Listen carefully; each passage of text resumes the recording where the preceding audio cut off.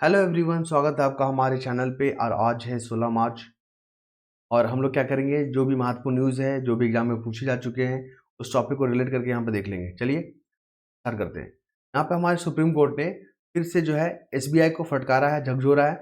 आप चुनावी बॉन्ड की जो बेसिस संख्या को बताएं, मतलब अच्छे से डाटा को पेश करें, अल्फ़ाबेटिकल ऑर्डर में पेश करें और तमाम आंकड़े उपलब्ध करवाएं। क्वेश्चन कहाँ से पूछेगा? चुनावी बॉन्ड योजना के बारे में आपको बता दें, 2017 में जो है ना चुनावी बॉन्ड योजना को लाया गया था, लेकिन 2024 में, फरवरी 2024 में इसको असंवैधानिक करार दे दिया गया है। इंपॉर्टेंट क्वेश्चन याद रखिएगा। तो आर्टिकल 137 याद रखिएगा, पहला अनुच्छेद 137। इसके तहत जो है ना सुप्रीम कोर्ट को पावर दिया गया है कि सरकार की जो योजनाएं है उसका रिव्यू करेगा। जितने भी योजनाएं हो गए, नीतियां हो गए, सबका क्या करेंगे? रिव्यू करेंगे हमारे सुप्रीम कोर्ट। 137 आर्टिकल याद रखिएगा।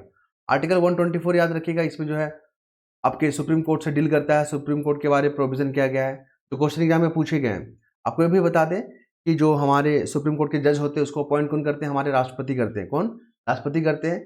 कॉलेजियम सिस्टम जो है एक सिस्टम है जिसमें जो है नामों की सिफारिश की जाती है और जाके राष्ट्रपति फिर उनका नाम को क्या करते हैं? अपॉइंट करते हैं।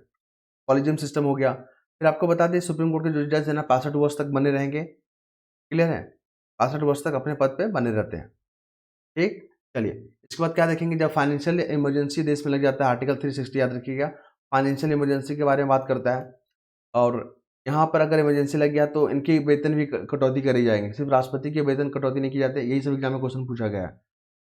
फिर आपको पता ही है, तो यहाँ पे हटाने की अगर प्रक्रिया की बात करें तो महाभियोग जैसी प्रक्रिया को फॉलो किया जाता है, इम्पीचमेंट जैसी प्रक्रिया को फॉलो किया जाता है। मगर इम्पीचमेंट जो शब्द है ना, जो महाभियोग जो शब्द है ना, सिर्फ और सिर्फ राष्ट्रपति जी के लिए यूज होता है। आर्टिकल 61 याद रखिएगा। तो क्वेश्चन को फ्रेम करने की पूरी संभावना है। और ये सब जो है आपके एग्जाम में, जो यूपीपीसीएस हो गया, बीपीएससी हो गया, आपका यूपीएससी में इसी तरह से प्रश्न पूछे गए हैं, मैंने आपके साथ जिक्र किया। इसके बाद आ जाइए लोकसभा चुनाव तारीखों का ऐलान। हम लोकसभा चुनाव के बारे में बात करेंगे। देखिए लोकसभा का अगर आपको मेंबर बनना है, पूरी कहानी पढ़ने के बाद यही यही चीज़ समझ में आएगा आपको कि इंपॉर्टेंट क्या है। लोकसभा का अगर आपको मेंबर बनना है तो आपको जो है मिनिमम 25 ईयर्स होना होगा। यही क्वेश्चन पूछा गया है योग्यता के लिए। फिर आपको जो दिवालिया या आपको बैंकरप्सी नहीं होना है, ठीक है।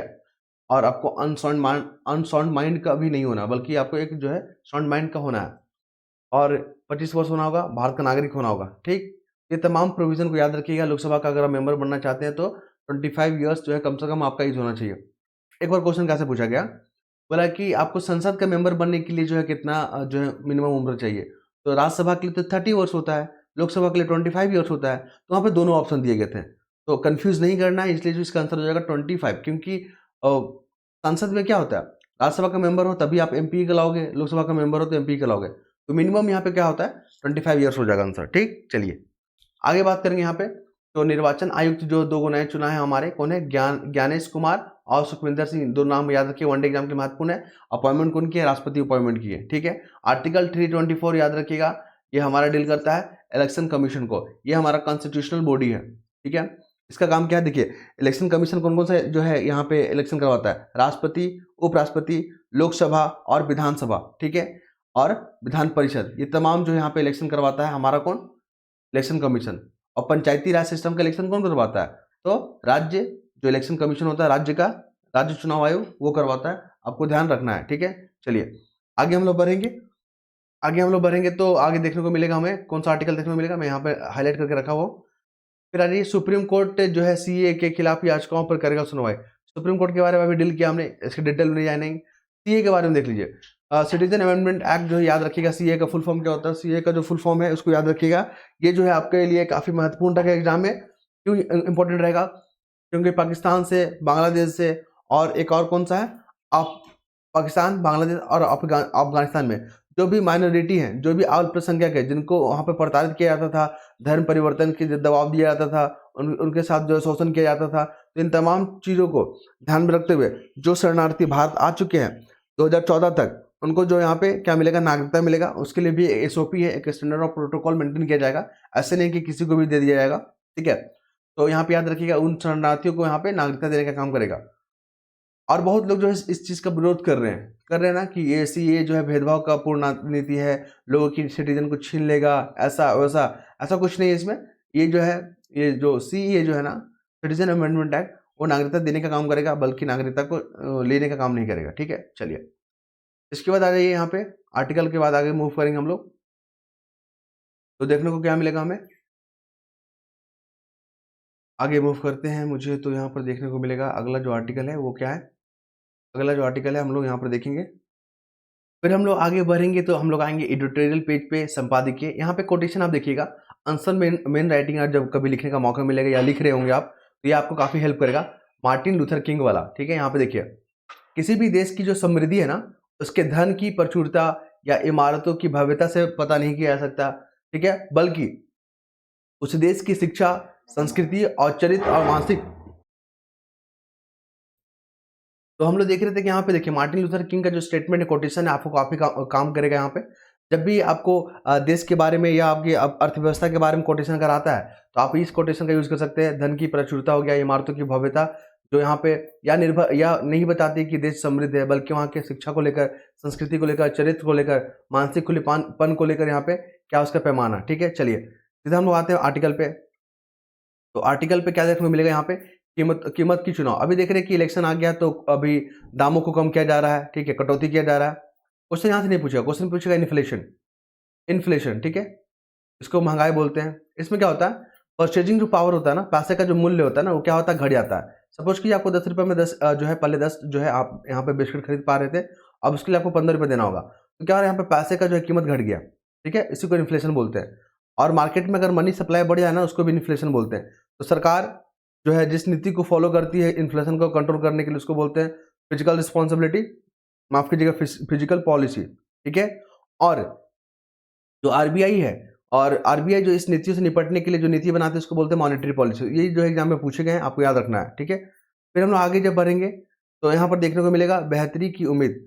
अभी ह्यूमन डेवलपमेंट जो है रिपोर्ट आया है, ह्यूमन डेवलपमेंट जो रिपोर्ट आया है, कौन जारी करता है, यूएनडीपी करता है, संयुक्त राष्ट्र की एक संस्था है यूएनडीपी, ठीक है।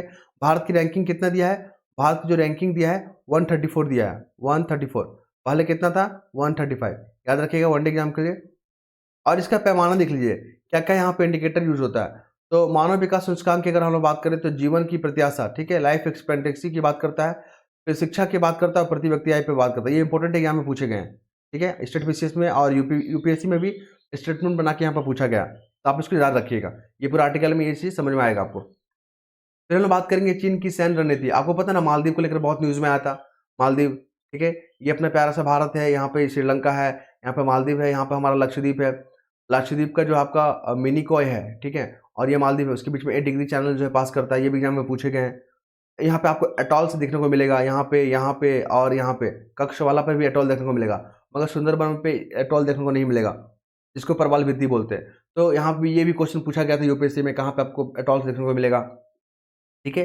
तो इस दृष्टिकोण से देखिए मालदीव बहुत न्यूज में है, क्योंकि यहाँ पे चाइना का इन्फ्लुएंस बहुत बढ़ गया है। यहाँ का जो राष्ट्रपति है ना, वो चाइना समर्थन है, ठीक है। और उसने जब चुनाव भी लड़ा था ना, मालदीव का जो नेता था, वो बोला था कि हम इंडिया बाइकआउट जो है ना, इंडिया आउट वाला जो है कैंपन के आधार पे ये लड़ा था, ठीक है। चलिए क्वेश्चन और क्या यहाँ पे देखने को मिलेगा आपको। तो मालदीव पे चाइना का इन्फ्लुएंस बढ़ रहा है, तो भारत का जो सामरिक है, जो स्ट्रेटेजिक जो नीतियां हैं, उसके लिए चुनौती पैदा कर रहा है ना, क्योंकि चाइना का क्या एजेंडा है, आपने देखा होगा, बेल्ट रोड इनिशिएटिव का नाम सुना होगा, ये इस आर्टिकल में दिया गया है। बेल्ट इनिशिएटिव रोड जो इसका योजना है चाइना का, वो भारत को घेरने का जो है योजना बना रहा है। जितने भी भारत के जो पड़ोसी देश है ना, वहाँ पे क्या कर रहा है, चाइना इन्फ्लुएंस कर रहा है, वहाँ का जो बंदरगाह वगैरह क्या कर रहा है, लीज पे ले रहा है, तो भारत को घेरने का काम कर रहा है। मेंस में आपको यहाँ से टॉपिक आएंगे यहाँ पे, और प्रीलिम्स के भी देखने को मौका मिलेगा, ठीक है। चलिए सिलेक्टर में याद रखिएगा SLOC न्यूज में है। तो देखिए जो समुद्र का जो रास्ता यूज होता है, समुद्र का जो रास्ता बार बार यूज हो रहा है या व्यापार के लिए यूज हो रहा है, तो महत्वपूर्ण मार्ग हो जाता है, उसी को बोलते हैं SLOC जो है कहा जाता है। फिर यहाँ पर देख लीजिए, यहाँ पे भारत की स्थिति देख लीजिए। भारत जो हिंद महासागर का देश है, और यहाँ पे हिंद महासागर में भारत का इंपॉर्टेंस बहुत ज्यादा है। आपको बता दें यहाँ पे, तो हिंद महासागर जो है पश्चिम में यूरोप है, और पूर्व में एशियाई देशों के साथ क्या करता है, मैचिंग करता है, मिलान का काम करता है। तो इस लिहाज से भारत की जो है इंपॉर्टेंस जो है काफी बढ़ जाती है, ठीक। चलिए वनडे एग्जाम में क्या पूछा गया, यूपीएससी में देखिए मैचिंग के फॉर्म में पूछा गया था। चीन जो है ना, पाकिस्तान के गवादर बंदरगाह, बोलेगा गवादर बंदरगाह कहाँ है, एक तरफ कंट्री दे देगा, दूसरी तरफ बंदरगाह दे देगा, बोलेगा मैचिंग कीजिए। तो चीन में है गवादर बंदरगाह, याद रखिएगा।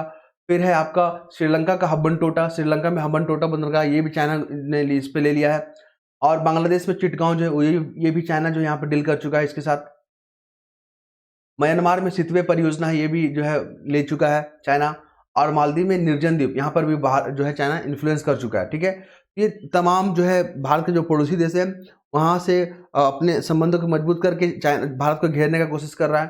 ठीक, चलिए, तो आपको चैलेंज में दिखाना होगा कि अभी जो है चाइना जो है भारत के पड़ोसी देशों के साथ जो संबंध को खराब करने में किस तरह भूमिका निभा रहा है, तो आप यहाँ पे ये चीज़ को बता सकते हैं। ठीक, चलिए, एक आपको बता दें कि बेल्ट एंड रोड इनिशिएटिव में क्वेश्चन पूछा गया, बोला है किस देश से संबंधित है। यूपीएससी में ऐसा ही पूछा था कि बेल्ट एंड रोड इनिशिएटिव है किस देश से संबंधित है, तो चाइना से। ठीक है, ये चाइना का इंफ्रास्ट्रक्चर योजना है और सभी देशों को जोड़ने का काम कर रहा है, भारत को घेरने का काम कर रहा है।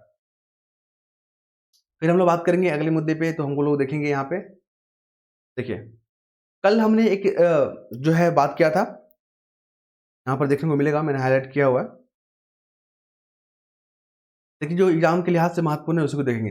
ईवीएम को लेकर भी क्वेश्चन पूछा गया। ईवीएम आपको पता ना, आप जो वोट देने जाते हो ईवीएम में नहीं देने जाते हो, तो electronic voting machine full form याद रखिएगा।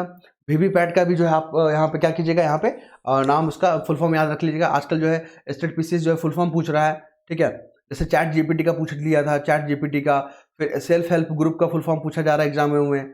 ठीक है, तमाम जो है आपको क्रोनोलॉजी मतलब जो है ना इसका फुल फॉर्म को याद रखना है, क्या होता है इसका मतलब। ठीक है, और ओटीटी भी याद रखिएगा, टीआरपी याद रखिएगा, ये सब न्यूज़ में आ रहा है, तो ये सब क्वेश्चन पूछने की पूरी संभावना है। हम लोग बात करते हैं ईवीएम, तो भारत का जो ईवीएम है, इलेक्ट्रॉनिक वोटिंग मशीन है, कौन बनाता है, तो भारत इलेक्ट्रॉनिक लिमिटेड बनाता है, और एक नवरत्न कंपनी है, इसको याद रखिएगा, महत्वपूर्ण है। यहाँ पे आर्टिकल 32 आ गया। आपको बता दें कि जो हमारा जो फंडामेंटल राइट है, सुप्रीम कोर्ट आर्टिकल 32 के तहत ही प्रिजर्व करता है, उसको संरक्षण प्रदान करता है। इसमें जो है ना रीट जारी करने का जो शक्ति दिया गया सुप्रीम कोर्ट को, रीट जारी करने का। और आपको बता दें बाबा साहब जो अम्बेडकर थे ना, उन्होंने आर्टिकल 32 को जो है ना संविधान का क्या कहा है, आत्मा कहा है, पीस कहा है, तो आप इसको ध्यान में रखिएगा, महत्वपूर्ण है। और इससे जो है सुप्रीम कोर्ट जो है ना आर्टिकल जो है रीट जारी करता है। हैबियस कॉर्पस का नाम सुना होगा, आपके मैंडेमस का नाम सुना होगा, कॉरिशन का नाम सुना होगा। ठीक है, ये सब क्या है, रीट जारी करता है, तो आप इसको ध्यान में रखिए, यहाँ से भी प्रश्न पूछे गए हैं। उसके बाद आगे जब मूव करते हैं और जो हमें देखने को मिलता है वो है ये, मैंने हाईलाइट करके रखा हुआ है चीज़ों को, ज़्यादा टाइम नहीं लगेगा मुझे खोजने में, लेकिन जो भी है महत्वपूर्ण है, तो स्किप नहीं कर सकते हम लोग। और हाँ, फरवरी में देखिए निर्यात को लेकर हम लोग क्या चीज़ को, यहाँ से क्वेश्चन कैसे पूछता है, इंपोर्ट और एक्सपोर्ट, दो तीन शब्द को याद रखिएगा। इकोनॉमिक्स में क्वेश्चन ऐसे ही पूछा जाता है, हम लोग किस किस सामान का क्या करते हैं, एक्सपोर्ट करते हैं, तो याद रखिएगा। इलेक्ट्रॉनिक जो गुड्स है ना, हम लोग क्या करते हैं, एक्सपोर्ट करते हैं, मतलब हम लोग दूसरे देशों को बेचते हैं हम लोग। इंजीनियरिंग गुड को याद रखिएगा। दवा के क्षेत्र में मतलब दवा उत्पाद को जो है हम लोग क्या करते हैं, एक्सपोर्ट करते हैं, इसको याद रखिएगा। और हम लोग इंपोर्ट क्या करते हैं, तो पेट्रोलियम को जो है यहाँ पे इंपोर्ट, क्रूड जो ऑयल होता है, कच्चा तेल होता है, उसको इंपोर्ट करते हैं, फिर अपने देश में उसको रिफाइन करते हैं। सोने का आयात करते हैं हम लोग, गोल्ड का आयात करते हैं, स्विट्जरलैंड से भी हम लोग आयात करते हैं सोना का। ठीक है, कुछ दिन पहले न्यूज में आया था कि स्विट्जरलैंड से सबसे अधिक हम लोग सोना जो है आयात करते हैं, इंपोर्ट करते हैं। आप रोलेक्स का घड़ी देख रहे हो, ठीक है, ओमेगा घड़ी देख रहे हो, आप नेस्ले कंपनी का जो कॉफ़ी वगैरह पीते हो, ठीक है, ये सब क्या स्विट्जरलैंड का ही कंपनियाँ हैं। ठीक है, तो उसके साथ भी डील हुआ है भारत का फ्री ट्रेड एग्रीमेंट को लेकर, ध्यान में रखिएगा। तो यहाँ पे एक टर्म है व्यापार घाटा। देखिए व्यापार घाटा क्या होता है, जब आप गुड्स को, ठीक है, गुड्स को आप जो है एक्सपोर्ट कम कर रहे हो और गुड्स का जो है इंपोर्ट अधिक कर रहे हो, मतलब इंपोर्ट यहाँ पे अधिक कर रहे हो और यहाँ पे जो है एक्सपोर्ट कम कर रहे हो, तो यहाँ पे क्या होगा, व्यापार घाटा हमारा बढ़ जाएगा, मतलब डॉलर हम लोग कम मिल रहा है, हम लोग को फॉरेन करेंसी कम मिल रहा है। चलिए अब हम लोग बात करेंगे यहाँ पे हिंद महासागर में चुनौतियां। आपको बता रहे वहाँ पर डाकुओं वाला जो काम हो रहा है ना, समुद्री लुटेरा, समुद्री जो डाकू है ना, यहाँ पे उन्होंने बहुत ज़्यादा गतिविधियों को बढ़ा दिया है, तो भारत के सामने एक चुनौती है और इस चुनौती से भारत जो बखूबी निपट रहा है। आपने हिस्ट्री पढ़ा हुआ ना, तो पुर्तगाल सबसे पहले जो आया था यूरोपियन कंट्री से, पुर्तगाल आया था, भारत में आया था ना 1498 में, जहाँ पे केरल के तट पे आया था, जमोरी ने उसका स्वागत किया था, भारतीय राजा था। ठीक है, लेकिन आप देखोगे बंगाल की खाड़ी वाला जो क्षेत्र था ना, ये बंगाल की खाड़ी वाला, यहाँ पे भी लूटपाट का काम करता था, वो पुर्तगाली लोग करता था, तो आप इससे रिलेट करके यहाँ पर देख सकते हो, तो क्वेश्चन पूछने की संभावना यहाँ बढ़ गई है। ठीक है, चलिए, और यहाँ पे जो डाकू लोग जो है ना, वो यमन के द्वारा जो है हुती विद्रोही हैं, उनके द्वारा किया जा रहा है ये सारे कांड। इसके बाद आगे बढ़ते हैं, तो हमें राष्ट्रपति पद के लिए मतदान स्वरूप पुतिन जीत का असर। देखिए यहाँ पे क्या हो रहा है, रसिया में जो है यहाँ पे इलेक्शन हो रहा है राष्ट्रपति के लिए। ठीक है, तो एक बहुत महत्वपूर्ण नाम है, याद रखिएगा, एलेक्सी नावलिन। ये कई दफ़ा एग्जाम में मतलब एग्जाम में नहीं, न्यूज़पेपर में आ गया, लगभग 2 महीना से कंटिन्यू आया था, 2 महीना तक ये न्यूज़पेपर में छपा है। वहाँ के विपक्ष के नेता थे ये, उनका जो है डेथ हो गया था, ठीक है, कारण अभी स्पष्ट नहीं आ पाया, डेथ हो गया। तो वनडे एग्जाम के लिए और यूपीएससी के लिए भी बहुत महत्वपूर्ण, याद रखिएगा, एलेक्सी नावलिन।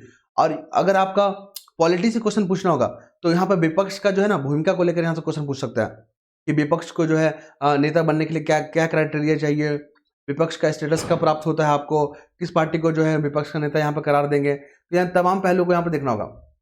फिर हम लोग बात करेंगे, पाक सरकार को फोन कॉल सुनने की प्रणाली मुहैया कराई गई। अब पाक जो है ना फोन टैपिंग करने वाला काम करेगा। खैर यहाँ से क्वेश्चन नहीं पूछेगा, क्वेश्चन पूछेगा ये वाला, एक क्वेश्चन पूछा भी गया।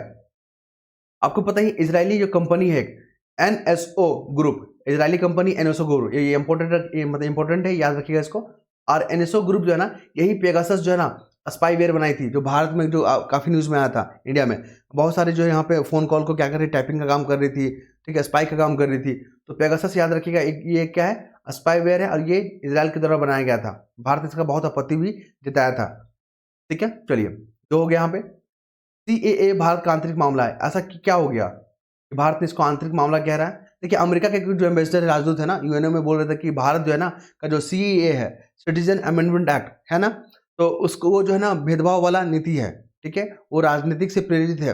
तो उन्होंने फिर हमारे जो स्पीकर हैं, भारत के जो स्पीकर हैं, उन्होंने कहा कि जिस विषय में अगर आपको पूरी समझ नहीं है या सीमित नॉलेज है तो आपको बोलने से बचना चाहिए यहाँ पे, ठीक है।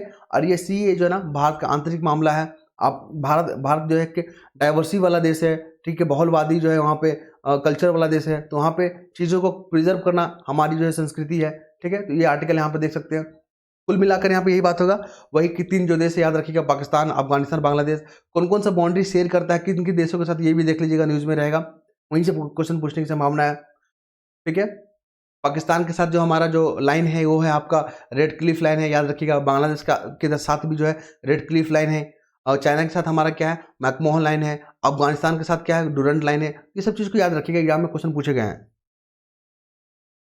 जब आगे चलेंगे तो हमें देखने को मिलेगा, देखिए अभी राष्ट्रीय महिला कोष को बंद कर दिया गया है। राष्ट्रीय महिला कोष, ये महिला और बाल विकास मंत्रालय का दिन जो स्थापित किया गया था इस कोष को, अब इसकी प्रासंगिकता नहीं है, क्योंकि बहुत सारे ऐसे स्कीम चल रहे हैं जहाँ पे आप देख सकते हो। तो राष्ट्रीय महिला कोष जो है ना 1993 में शुरू हुआ था, वनडे एग्जाम में पूछ सकता है, ठीक है।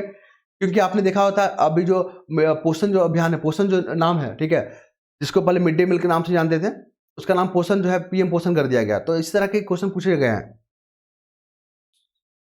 फिर हम लोग बात करेंगे, देखिए यहाँ से पिछले बार यूपीएससी में क्वेश्चन पूछा गया, दक्षिणी यूक्रेन में एक जगह है ओडेस, वहाँ पे हमला हो रहा है, ठीक है, काफी वहाँ पे हिंसा वगैरह हो रहा है, तो इस कारण से यहाँ पे न्यूज में है। तो बोलेगा ओडेसा जो किस देश में है, तो दक्षिणी यूक्रेन, ठीक है, ओडेसा।